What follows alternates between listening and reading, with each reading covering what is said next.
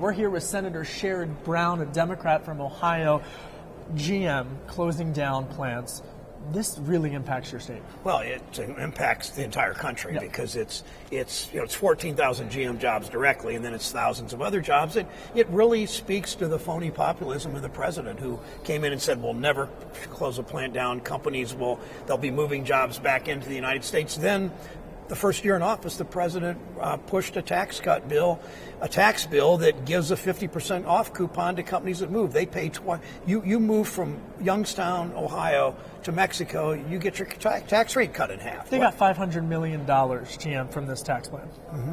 They got $500 million from the tax bill. Plus, if they set up production in Mexico, as they've said they will, shut down in Youngstown, move to Mexico, they pay a 50% less tax rate than they're paying now. I think the Americans are really scratching their head at this. They're angry. I mean, GM was bailed out after they filed for bankruptcy. The president's saying that the GM might even have to return some of that money. Do you agree with that? Well, the president can't. I don't know how he makes that happen. But, the president, don't forget the contribution he made to this move. He pushed through a tax bill that says to GM, if you move to Mexico, you'll pay 50% on taxes, what you're paying now. So the president talks a good game here, but in the end, he is contributing to these companies moving offshore. He's saying that he might even get rid of the electric car subsidies from the Obama administration to GM. Yeah, I know he said that. He's threatened a lot of things. The fact is, though, he can support. I've introduced legislation months ago called the American Car, American Jobs Act. It takes away that tax break that encourages company to move overseas, and then it takes those dollars and uses that to incent buying a car in the United States. So you buy a car made by American workers in a dealership in the United States, you get a $3,500 credit immediately. So let me ask you, though, because in the same breath as what's happening with GM, now we have Ford coming out and announcing, or really reports today, that there could be closures with Ford, and they're actually citing the president's trade policies as a reason for this. Some Morgan Stanley estimate said that the trade policies have cost them like $1 billion or so. So is the president's trade negotiations hurting or helping U.S. companies? I think it shows the whole idea of this phony populism, this populism where you criticize some to distract from the betrayal of workers. And fundamentally, this president's policies on economics are undermining American workers' interests. And I see it in the Mahoney Valley. I see it everywhere. What's your message to Mary Barra? What's your message to GM? My message to GM is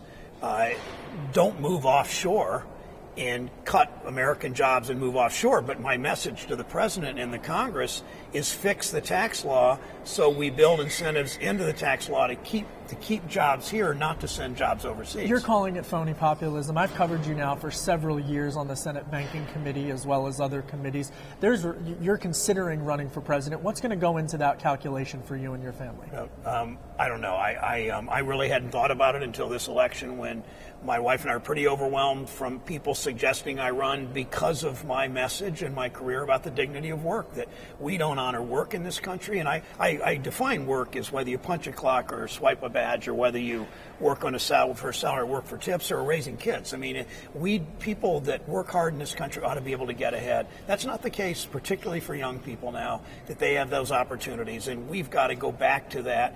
While at the same time, this sort of phony populism, the White House looks like a retreat for Wall Street executives. And just to follow up on that, this is a serious decision for you and your family. Do you decide over the holidays? Do you have a timetable for it, or no? I have no timetable. The people really don't want to hear about this stuff this early, and the first primaries and caucuses are like 14 months away, and I'm in no hurry to make this decision. It's not a dream I've had all my life, but whether I run or not, I hope this message of the dignity of work in fighting for workers, of however we define workers, that becomes the narrative for other Democratic candidates. Final question for you. Ohio.